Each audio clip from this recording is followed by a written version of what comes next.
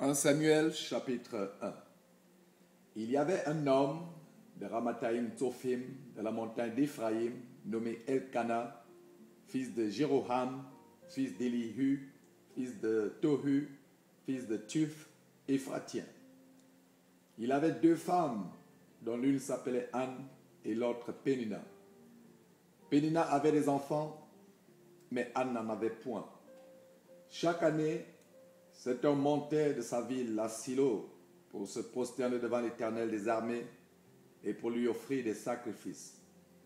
Là se trouvaient les deux fils d'Élie, Hophni et Phiné, sacrificateurs de l'Éternel.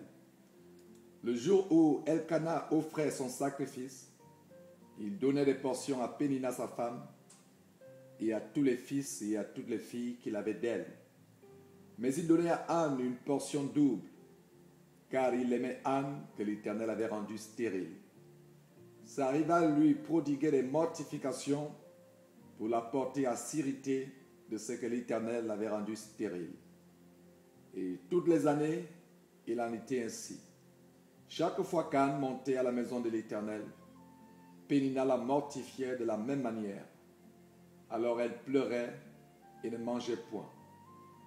Elkana, son mari, lui disait: Anne, pourquoi pleures-tu et ne manges-tu pas? Pourquoi ton cœur est-il attristé? Est-ce que je ne vaux pas pour toi mieux que 10 fils? Anne se leva, après que l'on eut mangé et bu à Silo.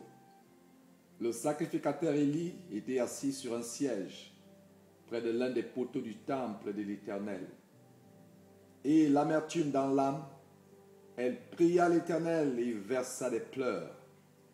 Elle fit un vœu en disant: Éternel des armées, si tu daignes regarder l'affliction de ta servante, si tu te souviens de moi et n'oublies point ta servante, et si tu donnes à ta servante un enfant mâle, je le consacrerai à l'Éternel pour tous les jours de sa vie, et le rasoir ne passera point sur sa tête. Comme elle restait longtemps en prière devant l'Éternel, Élie observa sa bouche.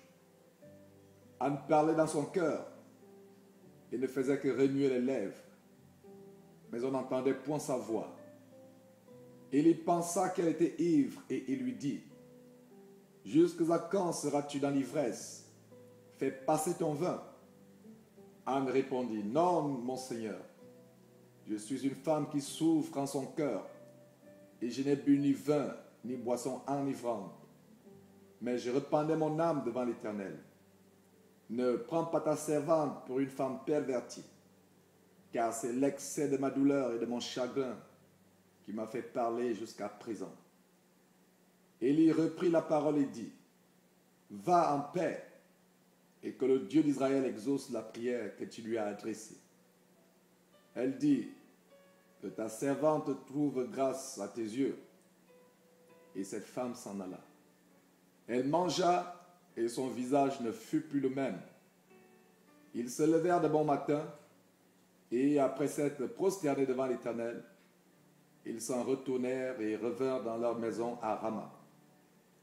Elkana connut Anne, sa femme, et l'Éternel se souvint d'elle. Dans le cours de l'année, Anne devint enceinte, et elle enfanta un fils qu'elle nomma Samuel, car, dit-elle, je l'ai demandé à l'Éternel.